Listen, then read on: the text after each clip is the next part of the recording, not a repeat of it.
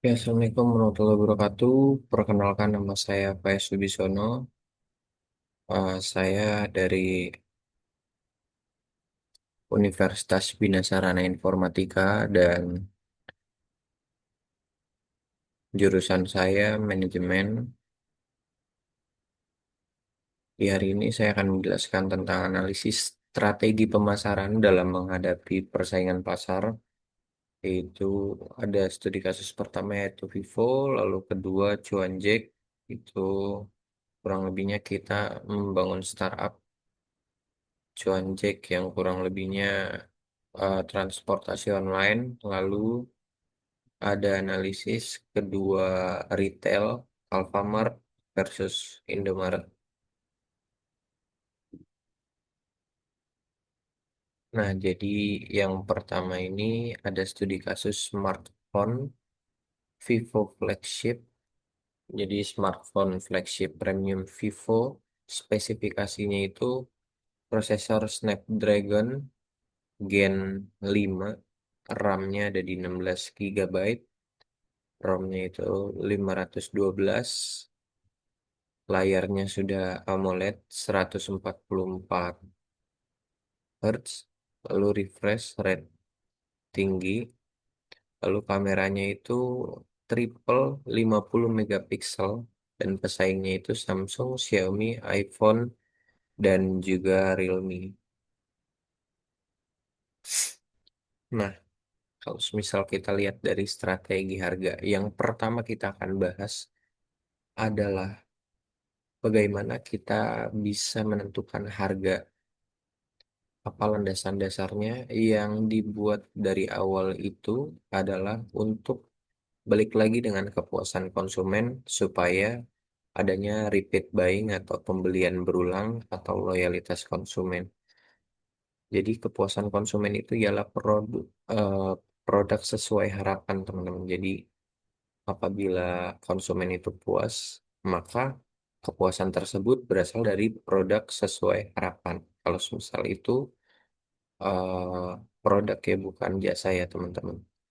Jadi harga sama dengan kepuasan pembeli, minat beli, dan juga loyalitas.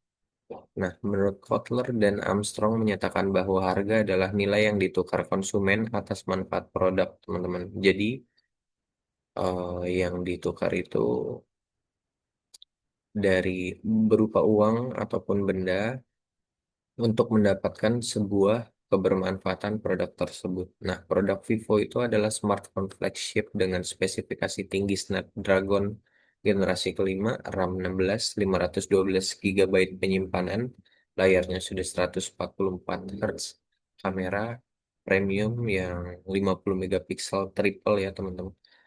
Jadi strategi harga yang paling tepat adalah premium teman-teman. Jadi kenapa?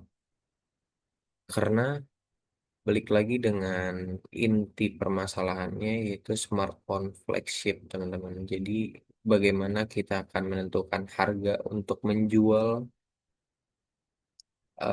se semerakyat mungkin ya, teman-teman. Lalu artinya itu harga harga awal ditetapkan tinggi untuk menekankan kualitas unggul, lalu dapat diturunkan sedikit. Jadi kalau misal kita beli di 2024 baru banget launching, itu tuh pasti mahal teman-teman, karena itu ada apa ya, biaya promosi dan lain-lainnya juga teman-teman. Tapi kenapa semakin berjalannya waktu itu semakin murah? Karena ya tidak ada pengeluaran untuk promosi ke produk tersebut lagi teman-teman. Nah, jadi smartphone flagship ini tuh berhak untuk harga tinggi dikarenakan sesuai manfaat. Jadi balik lagi ke awal, kepuasan konsumen itu ialah produk sesuai harapan. Kalau misal produknya sesuai harapan, pelanggan ataupun pembeli itu mendapatkan kepuasan. Nah, dari kepuasan itu akan timbul minat pembelian. Dari minat pembelian itu akan timbul loyalitas, teman-teman. Dalam pasar kompetitif yang sensitif harga, Vivo bisa menggunakan pendekatan berbasis value ya. Value based pricing dengan mempertimbangkan positioning premium terhadap pesaing Samsung dan juga iPhone. Lalu alasan logisnya ini didukung oleh dukungan jurnal studi pasar Indonesia menunjukkan Oppo lebih sukses dengan harga kompetitif dan kaya akan fitur, sementara Samsung atau Apple mendominasi segmen premium. Jadi kasta tertingginya itu masih dipegang oleh Samsung dan juga Apple. Kalau misal teman-teman tahu spesialisasi spesialisasi produk, nah itu tuh kurang lebihnya kayak Samsung dan juga Apple teman-teman. Artinya Vivo itu bisa memposisikan harga cukup tinggi untuk meyakinkan kelas premium, namun masih ada kompetitifnya, yaitu balik lagi Apple atau Samsung. Tapi sebuah artikel Strength, Weakness, Opportunity, dan juga Threats Vivo dari Lampung menyoroti strategi yaitu inovasi produk dengan nilai jual yang tepat untuk meningkatkan pangsa pasar. Nah, selanjutnya ini ada analisis kompetitor. Jadi ini pasar dari smartphone, pangsa pasar di smartphone, persaingan di smartphone, pesaingnya itu contoh iPhone. Dia di variabel harga itu eksklusif, kalau di fitur itu ekosistem, karena iPhone itu inovasi akan ekosistem dan teknologi teman-teman. Tapi kalau misal merek itu di loyalitas dan juga value. Karena kebanyakan orang-orang yang beli iPhone itu karena emang suka kan ekosistemnya, jadi loyalitas untuk pembeliannya itu ada, repeat buyingnya itu ada. Dan juga kalau misal kita beli iPhone ataupun beli Apple, pasti kita merasa lebih wah atau merasa lebih bervalue dikarenakan balik lagi ke eksklusif teman-teman. Nah, pesaingnya Samsung, lalu selanjutnya ada Samsung. Samsung itu di harga premium,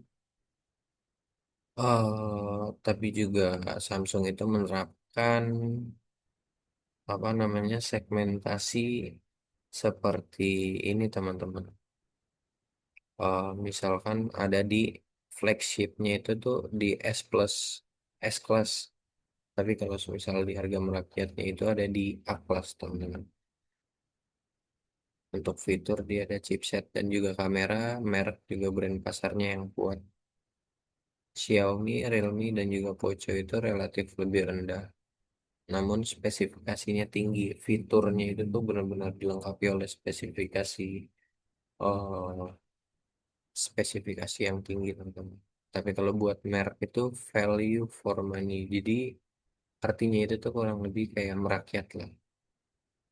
Kalau untuk Vivo itu harganya di menengah, lalu fiturnya superior yang benar-benar menggencarkan untuk apa namanya? Oh, spesifikasinya yuk, dikencangkan gitu. Mereknya itu masih berkembang ya teman-teman. Nah, lalu selanjutnya ada strategi memenangkan persaingan. Di analisis persaingan di sini tuh di Indonesia itu sangat kompetitif. Samsung menawarkan inovasinya, sedangkan Xiaomi Poco Realme itu benar-benar nonjolin spesifikasi tingginya, tapi harganya rendah, relatif lebih rendah dari yang lain, sehingga menarik segmen sensitif harga. Jadi ada beberapa konsumen yang mau bayar tinggi asalkan kualitasnya juga tinggi. Ada juga bayarnya tuh nggak mau tinggi tapi maunya tuh dapatnya yang spesifikasi yang tinggi tuh. Nah, tapi kalau misal kita lihat dari sisi kesadaran merek, Apple dan Samsung itu masih raja pertama ya yang memiliki awareness sangat tinggi, brand awareness sangat tinggi gitu, teman-teman. Jadi sedangkan Xiaomi dan Realme itu masih masih dalam tahap membangun citra.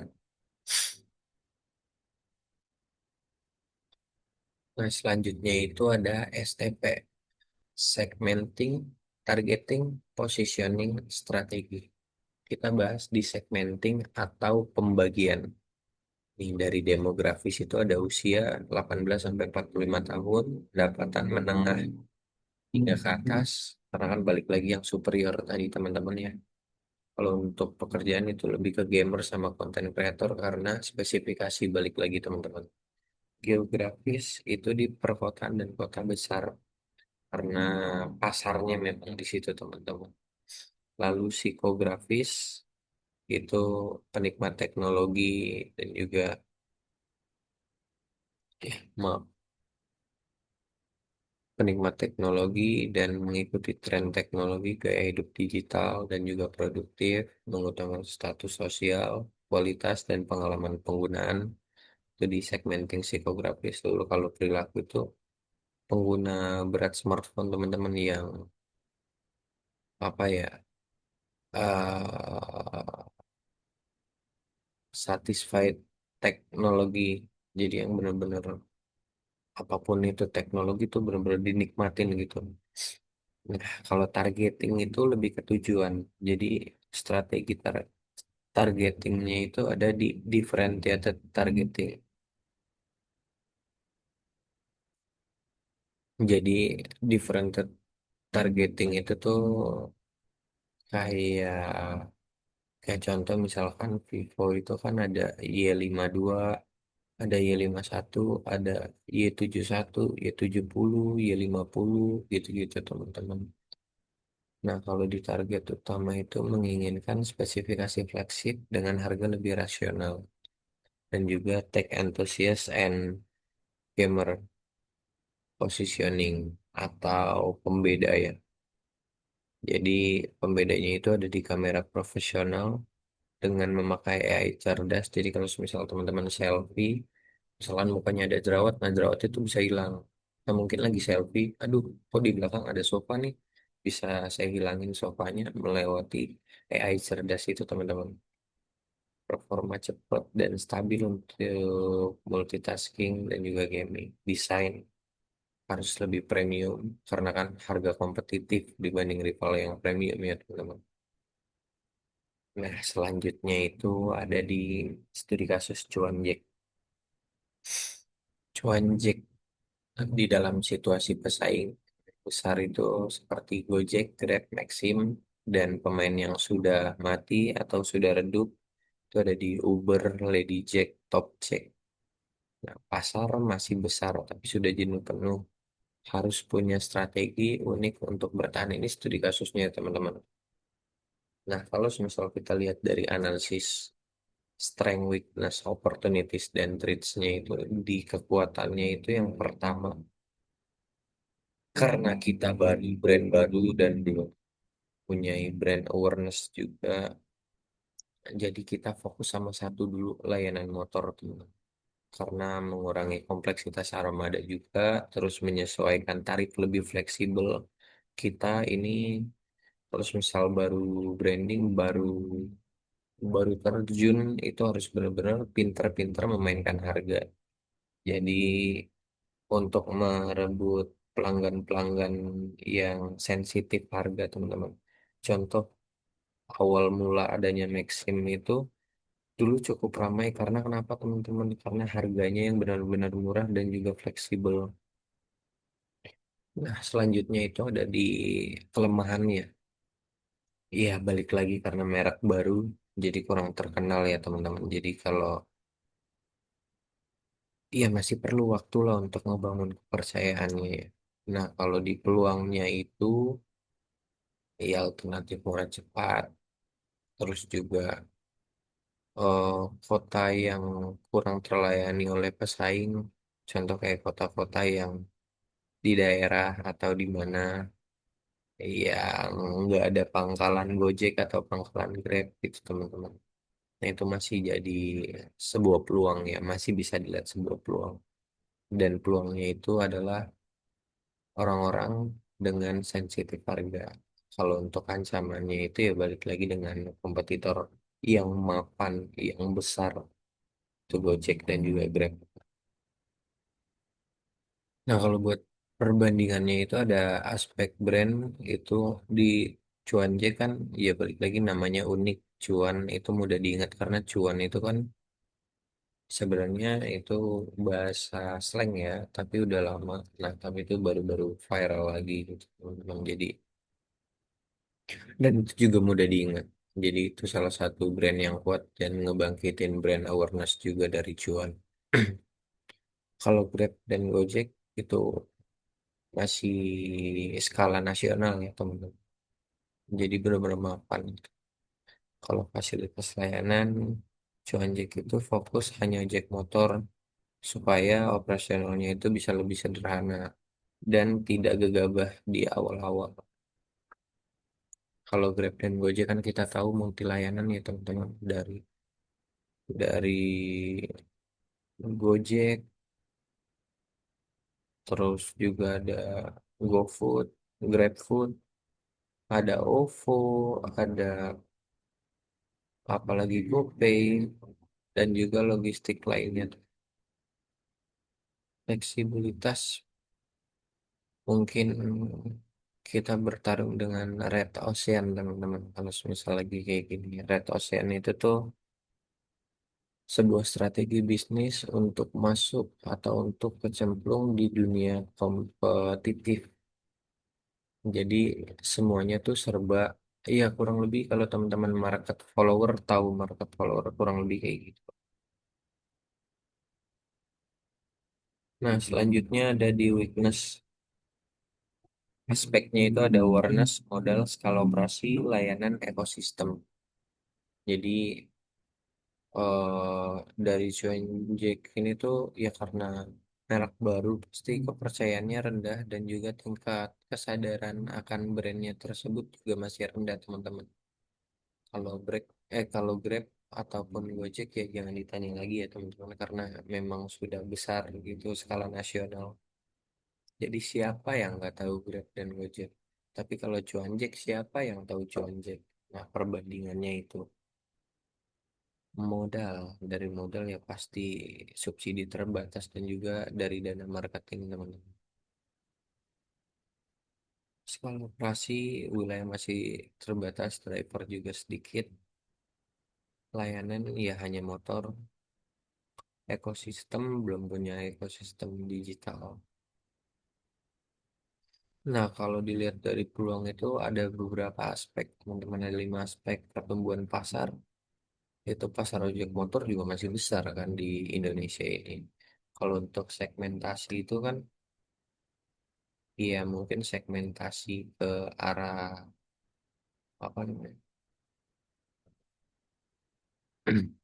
pelajar, mahasiswa, gitu-gitu teman-teman. Kalau wilayah itu, wilayah sebenarnya bisa nyari ke kota-kota besar seperti Surabaya, Jakarta, dan lain-lain. Dan juga fokuskan di tempat yang crowded, yang benar-benar macet gitu teman-teman. Teknologi itu aplikasi ringan, ya collab UMKM gitu teman-teman. Kan kalau Grab dan Gojek kan udah pakai big data dan juga AI untuk personalisasi itu. Biaya itu dapat menawarkan tarif murah. Tapi kalau Grab kan optimasi biaya dan monetisasi ekosistem. Kayak contoh ada Grab Hemat. Terus juga dia ada kupon diskon gitu teman-teman dan lain-lain. Dari ancaman ya, iya tekanan dari Grab dan Gojek aja teman-teman. Karena kan dia juga udah di skala nasional. Kalau perang diskon itu, wah benar-benar rentan, mungkin rentan sama Maxim ya teman-teman. Regulasi itu masih mengikuti aturan transportasi, keberlanjutan itu ya resikonya gagal kayak Tokjack, Ladyjack, dan Uber, dan lain-lain. Driver juga masih, ya kurang lebih kalau untuk driver itu ancamannya ya turnover teman-teman kalau misal insentifnya tidak sesuai dengan harapan. Kayak kasus Gojek yang kemarin kan soal soal kompensasi pas Lebaran itu tuh. Sekarang ada STP Cuanjek ya demografisnya balik lagi buat pelajar yang sudah biasa megang handphone. Jadi apa-apa tuh serba digital, mau bayar QRIS, mau naik ojek pakai aplikasi geografis. Nah, balik lagi yang tadi saya bilang, kota besar Jakarta, Surabaya, Malang, Jogja, karena kan kepadatan lalu lintasnya juga pasti memerlukan ojek psikografis. Tuh, mungkin yang efisiensi waktu dan juga harga terjangkau. Iya, balik lagi sama sensitif harga yang tadi saya omongin teman-teman. Perilaku itu pengguna setiap aplikasi transportasi online dan juga suka yang nyoba aplikasi-aplikasi baru. Pasti teman-teman punya beberapa teman yang ya suka iseng lah buka-buka aplikasi baru, download. Targetingnya itu spesialisasi pasar, jadi kurang lebih kayak Bluebird teman-teman. Target ini dipilih karena Gojek atau Grab sudah mapan di umum. Nah, kalau positioningnya itu lebih ke apa ya teman-teman ya? Yang kelemahan nih, kelemahan di Gojek, persaingan harga dan pemain low cost. Pemain low cost itu pemain yang mainnya di harga-harga rendah gitu. Seperti ini Cuanjek. Jadi kan sebagai alternatif cepat dan juga lebih murah dibanding Gojek ataupun Grab. Nah, ini matriksnya teman-teman. Ini dasar teori saya ambil dari positioning jasa idealnya menggunakan harga tarif sesuai dengan kualitas dan kepercayaan layanan dari Kotler dan Keller di tahun 2016, lalu Lupi Yohadi di tahun 2013. Nah, harga rendah Cuanjek, Maxim, tapi harga tinggi ada di Gojek. Posisi strategisnya Cuanjek itu tuh kuadrannya harga rendah, kualitas kepercayaan tinggi. Nah, kalau makna strategisnya itu diposisikan sebagai alternatif rasional. Kesesuaian SWOT itu menghindari head to head langsung dengan Gojek karena kan oh, ya balik lagi skala nasional. Tapi yang jelas kalau dilihat dari SWOT-nya kita masih bisa mengungguli Maxim dari sisi trust dan juga layanannya, teman-teman. Tapi kalau misal kita rangkum dari positioning matrix Cuanjek ini tuh kurang lebihnya Cuanjek itu diposisikan sebagai layanan ojek online motor yang hemat biaya namun tetap terpercaya, fokus pada kebutuhan mobilitas harian masyarakat, eh, sebutannya apa ya, masyarakat urban. Model bisnisnya itu komisi plus partnership. Iya kayak Gojek itu mitra, kalau teman-teman tahu kemitraan gitu. Jadi kayak contoh misalkan 10 ribu, sekali narik itu 10 ribu. Nah, driver itu tuh bisa ambil komisinya 20% dari 10 ribu tersebut. Untuk strategi menang dalam persaingannya itu ada SWT plus STP plus model bisnis. Kalau dilihat dari aspek dan strateginya, ini mungkin ya masuk lagi strategi red ocean, tapi kita tambah dengan strength, weakness, opportunity, dan juga threats. Lalu ditambah segmenting, targeting, dan juga positioning, lalu ditambah model bisnis. Nah, selanjutnya ada di studi kasus Alfamart versus Indomaret.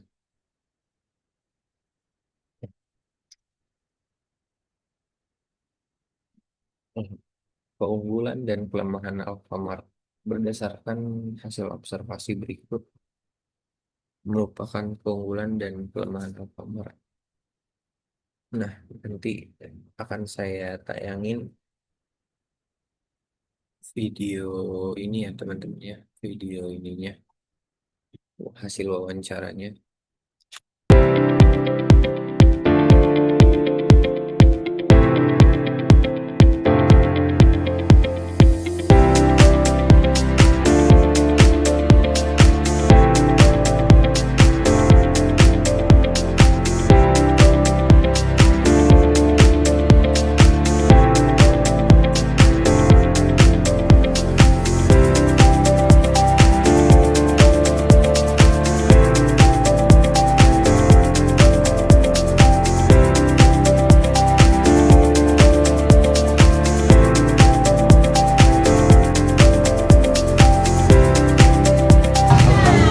Boleh minta waktunya sebentar nggak? Boleh. Kurang lebih 2 menitan. Boleh silakan. Nah, Apa ya? jadi tapi saya videoin nggak apa-apa ya? Nggak apa-apa, Sebelumnya nggak apa-apa. saya izin. Jadi Apa apa santai. jadi tuh saya lagi pengen nanya point of view konsumen ataupun customer dari Indomaret gitu Pak, tentang keputusan pembelian, karena kan di sini Indomaret dan di sebelah itu kan ada Alfamart.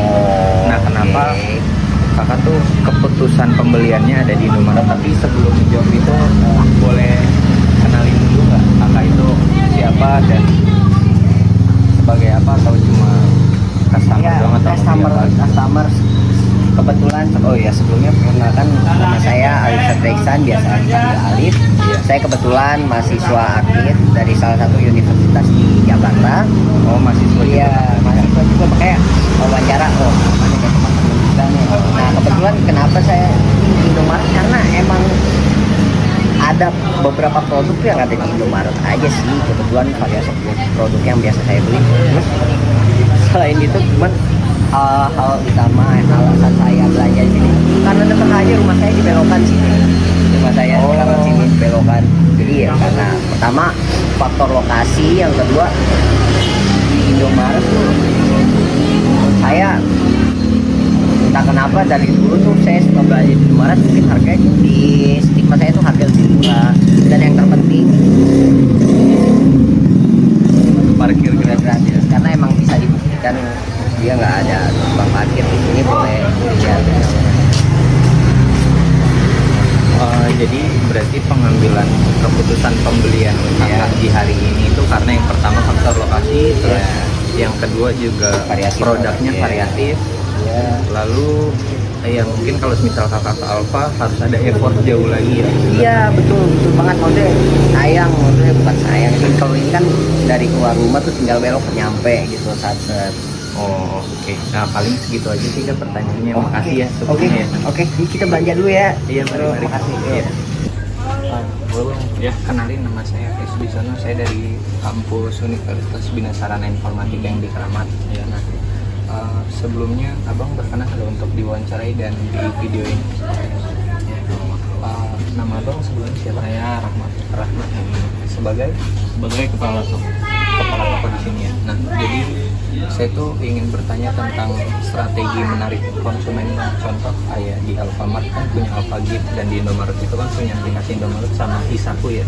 Ya, Menurut abang hal itu bisa kenapa sih bisa menarik konsumen atau berpengaruh untuk strategi promosinya, Bang? kalau di sini kan kalau buat aplikasi online-nya tuh ada namanya Klik Indomaret ya. Jadi itu tuh memudahkan konsumen, jadi konsumen bisa belanja online dari rumah. Nanti itu tuh bisa diantar ataupun dia konsumennya ngambil sendiri ke sini. Jadi kan kalau misalkan ambil sendiri pun, jadi barang yang dia pesan tuh udah disiapkan. Jadi saat konsumen datang kita udah langsung tinggal ambil, tidak perlu antri lagi.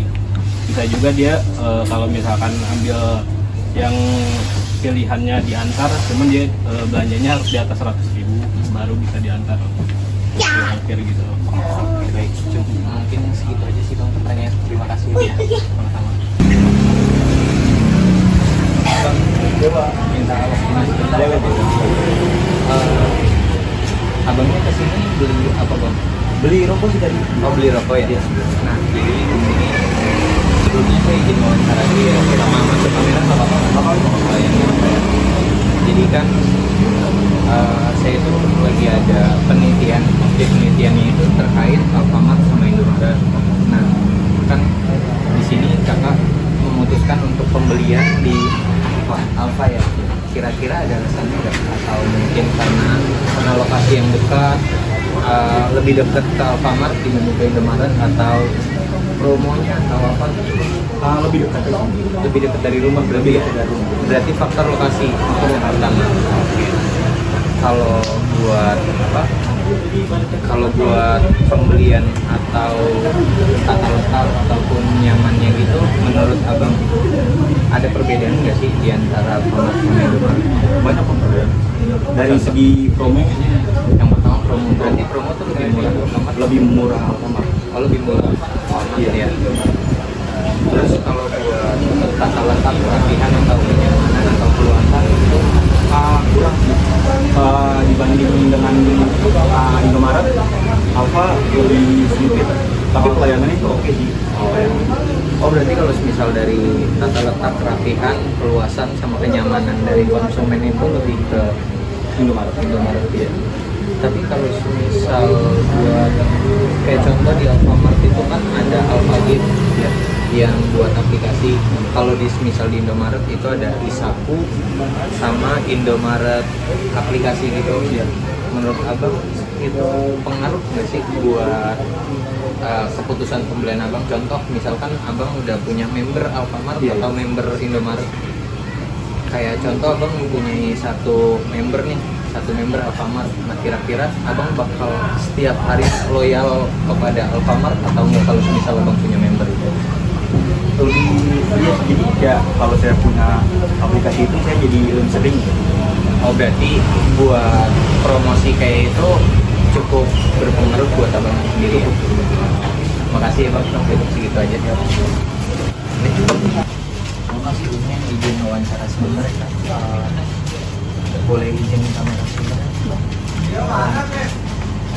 Kakaknya namanya siapa? Nama saya Alvina. Alvina ya? Iya. Jadi kedatangan saya untuk wawancara di sini tuh seputar pengen nanya tentang strategi dari konsumennya, gimana kalau misal dari pandangan Alfamart gitu. Kita dari promo sih. Oh, biasanya dari promo ya? Iya. Berarti Gitu. Kan ada sekarang ada aplikasi Alfa Gift ya. oh iya. Ya, jadi konsumen tuh udah pada tahu lewat aplikasi dia bisa lihat promo-promonya langsung. Oh, berarti Tanpa harus belanja datang langsung. promosinya itu melalui teknologi. Iya, teknologi juga. Terus kalau misal untuk tata letak ataupun variasi apa namanya, variasi produknya itu dari Alfamart, apa sih kan yang bedain sama toko sebelah? Toko biru. Iya. Nggak ada perbedaan sih, paling kita dari marketingnya aja sih. Begitu kan kita langsung dari pusatnya langsung. Paling perbedaannya dari harga. Oh, Tata perbedaan letak, ya, biasa dari tata letak sama aja maksudnya. tata letak sama. Tapi kalau misal di Alfamart itu pakai Livo atau pakai Vivo sih? Livo, Livo ya. Livo bisa. Tapi beda cabang atau Cabang beda, beda cabang, beda cabang, beda. beda ya, Beda beda ini. lagi. Paling itu aja sih kan. Terima kasih ya. Ya, Kalau keunggulan dari Alfamart itu tuh, Alfa tuh punya Alfa Gift aplikasi gitu untuk voucher belanja. Jadi itu supaya untuk menarik pelanggan, teman-teman. Untuk menarik pelanggan loyalitas. Promosi rutin setiap minggu yang kalau teman-teman setiap belanja ke Alfa tuh pasti dikasih kertas-kertas yang harga-harga promo. Bundle paket itu yang biasa di depan. Sekalian kah tebus minum airnya gitu. Biasanya ada di kasir kalau promosi bundle tersebut. Lemahnya ya itu kadang stok produk terbatas karena promonya gede-gedean. Mungkin sekalian cuci gudang atau apa. Dan kelemahannya juga ada dua lagi menurut pandangan saya. Yang pertama, Alfa tuh lebih sempit daripada Indomaret. Dan yang kedua, coba teman-teman perhatiin, lebih terang Alfamart atau Indomaret. Pastinya lebih terang Indomaret. Strategi dan persepsi terhadap Indomaret. Nah, kalau dari observasi kemarin hasil wawancara, yang pertama itu ada strategi untuk menarik pelanggan, ya balik lagi tentang program loyalitasnya melalui Alfagir, lalu ada harga kompetitif dengan promo menarik, karena saya akuin Alfa itu menang dari tingkat promosinya. Persepsi terhadap Indomaretnya itu bersaing kuat dengan pelayanan yang baik, namun Alfa justru masih lebih unggul di program promosi.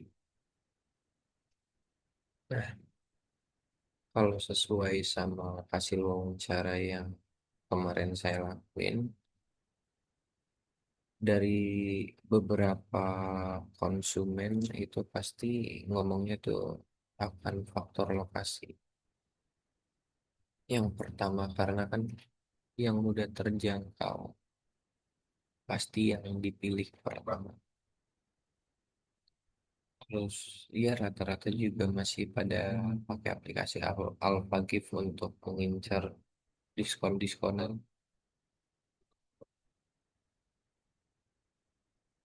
Nah, ini keunggulan dan kelemahan Indomaret. Keunggulannya itu tuh Indomaret punya klik Indomaret. Jadi tuh dia bisa diantar gitu teman-teman.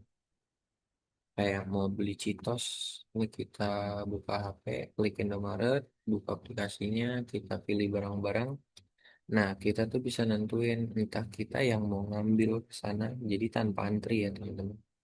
Atau minta dianterin sama petugasnya gitu bisa. Terus juga ada member card juga, itu juga menggunakan sistem poin, jadi ya buat promo-promo juga.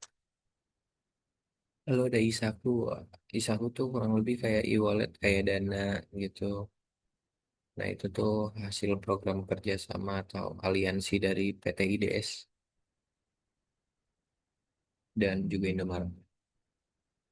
Ya kelemahannya Indomaret itu masih kalah akan promosi dengan Alphard.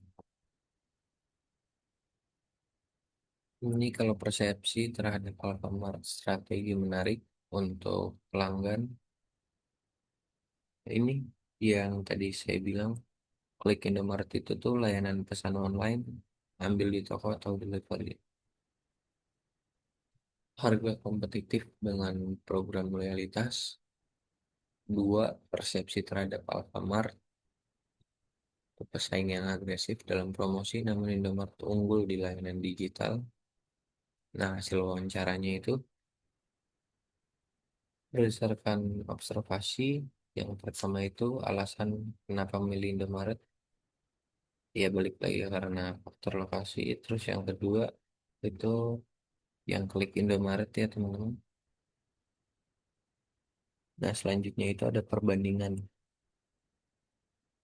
Perbandingannya ya mungkin lebih ke kemudahan di belanja digital teman-teman. Karena kan Alfa setahu saya belum ada, dan yang saya cari di hasil wawancara juga rata-rata tuh pada tahunya klik Indomaret. Nah, yang kedua itu Alfamart tata ruangnya lebih sempit dibandingkan Indomaret.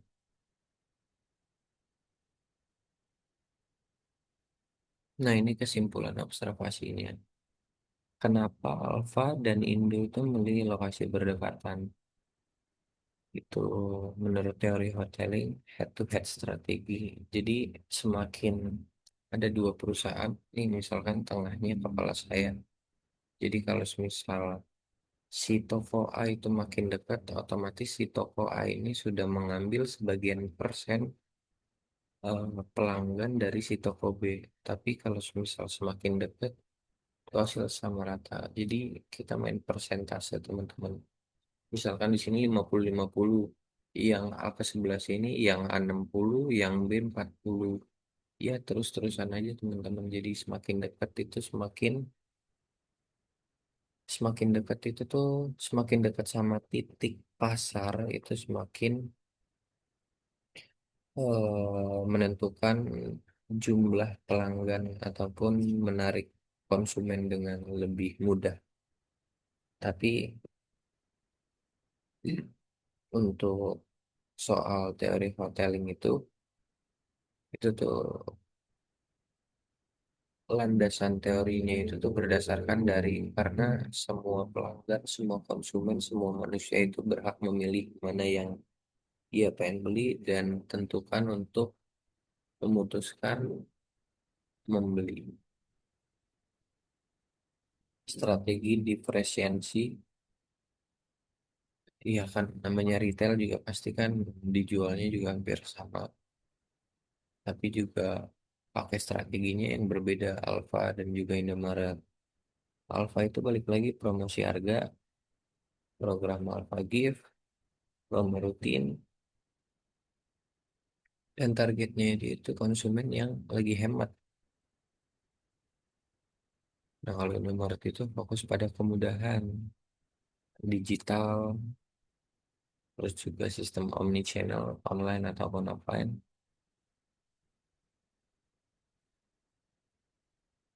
Nah, menciptakan shopping district.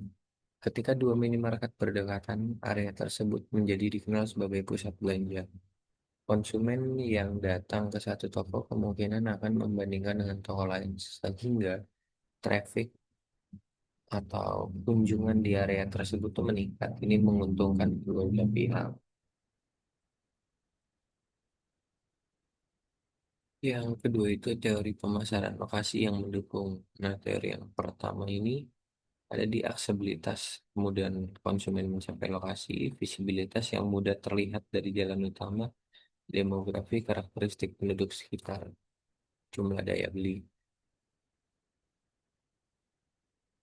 Yang kedua ada strategi head-to-head competition, itu dua perusahaan bersaing langsung di lokasi yang sama dengan produk serupa. Contoh kayak McD, KFC, dan masih banyak lain-lainnya ya teman. Daftar pustakanya ini ada dua buku yang saya, mohon maaf, ada tiga. Kotler dan Armstrong itu Principles of Marketing. Terus yang kedua ada Kotler dan Keller di tahun 2016 Marketing Management. Terus ada jurnal Chip Tono F di tahun 2015 Strategi Pemasaran. Lalu ada Chip Tono ini maaf ini buku ya teman. Ada Alhamid ini jurnal teman. Terus Wulandari ini jurnal juga. Terus Putri DA dan Hidayat, pengaruh kepercayaan, persepsi resiko, dan kualitas layanan. Terus Business Model Innovation in the Right Hailing Platform, International Journal of Business Innovation and Research.